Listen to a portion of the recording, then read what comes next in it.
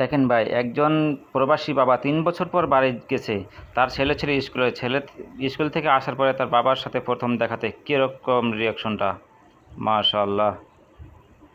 এই, আমি তো এখানে বসে বসে দেখলাম তুই ইচ্ছা মতো খেলতাছস। ছুটির পরে এলোস? তুই কইছিস না ছুটি হলে বাসায় যাবি?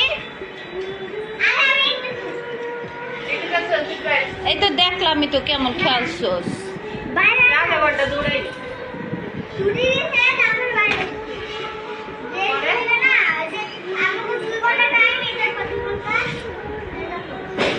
এই তোর আব্বু তো কালকে আইতাছে।